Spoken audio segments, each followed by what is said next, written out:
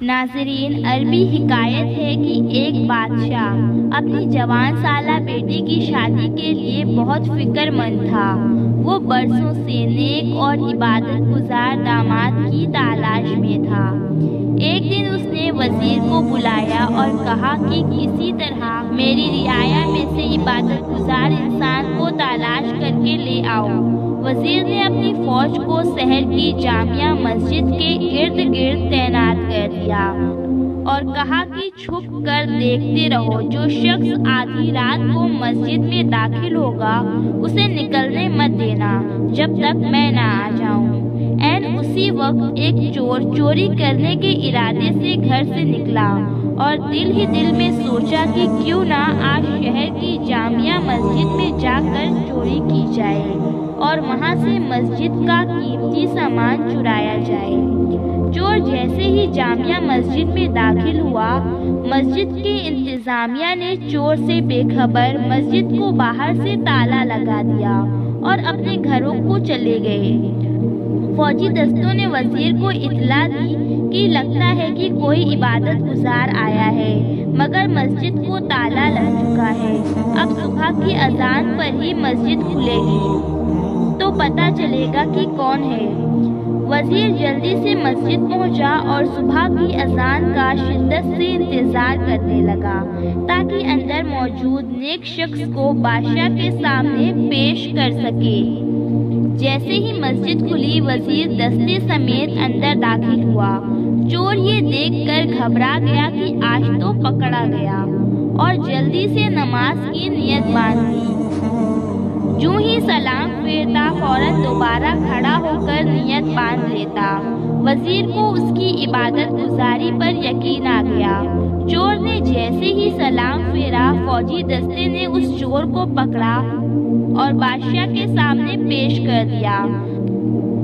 وزیر نے کہا، بادشاہ سلامت، یہ ہے آپ کا مطلوبہ شخص، اسے مسجد سے گرفتار کیا ہے۔ یہ رات بھر مسجد میں عبادت کرتا رہا۔ چور کی حالت خراب ہو رہی تھی۔ بادشاہ چور سے مخاطب ہو کر کہنے لگا کہ کیا خیال ہے اگر میں اپنی بیٹی کی شادی تمہارے ساتھ کر کے تمہیں اپنی سلطنت کا ولی عہد مقرر کر دوں؟ کیا تمہیں منظور ہے؟ چور ہکا بکا ہو کر دیکھنے لگا۔ ڈرتے ڈرتے پوچھا، عالی جاں، یہ کرم نوازی کس خاطر؟ بادشاہ نے کہا، تم عبادت گزار ہو، رات بھر مسجد میں رہے اور صبح اذان ہونے پر باہر آئے۔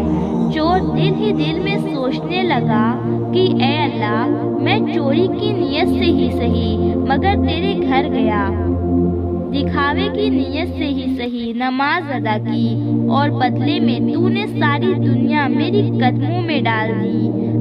اگر سچ مجھ میں عبادت گزار ہوتا اور راتوں کو تہجد پڑھا کرتا تو تیرا انعام کیا ہوتا؟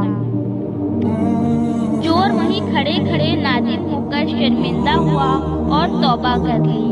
خوش نصیب ہیں وہ لوگ جو اپنے مالک کے سامنے گڑ گڑا کر ذکر کرتے ہیں، آرام دہ بستروں کو چھوڑ کر مصلی پر کھڑے ہوتے ہیں۔ اللہ پاک ہم سب کو سچا پکا عبادت گزار بنا دے، آمین ثم آمین۔ میرے بھائی اور میری بہن، اس دنیا کے کام میں ہم بہت زیادہ مصروف رہتے ہیں۔ پورے دن یہی لالچ ہمیں ستاتی ہے کہ یہ کرنا ہے، وہ کرنا ہے، اس طرح کرنا ہے، اس طرح کرنا ہے، یہ سامان لینا ہے، یہ سامان بھی ہمیں چاہیے، وہ بھی ہمیں چاہیے، اپنے گھر کے لیے یہ لے جانا ہے، فلاں شخص کو یہ دینا ہے، اپنے لیے یہ چاہیے، اور اسی طرح پورا دن فکر میں گزار دیتے ہیں۔ کیا کبھی ہم نے یہ بھی سوچا ہے کہ ہماری نماز چھوٹ گئی، ہم سے فلاں گناہ ہو گیا تو ہم آج اور ابھی اس کی توبہ کر لیں کہ شاید کل وقت ہو نہ ہو؟ عبادت اور نماز دین اور دنیا کی بھلائی کے لیے ہے۔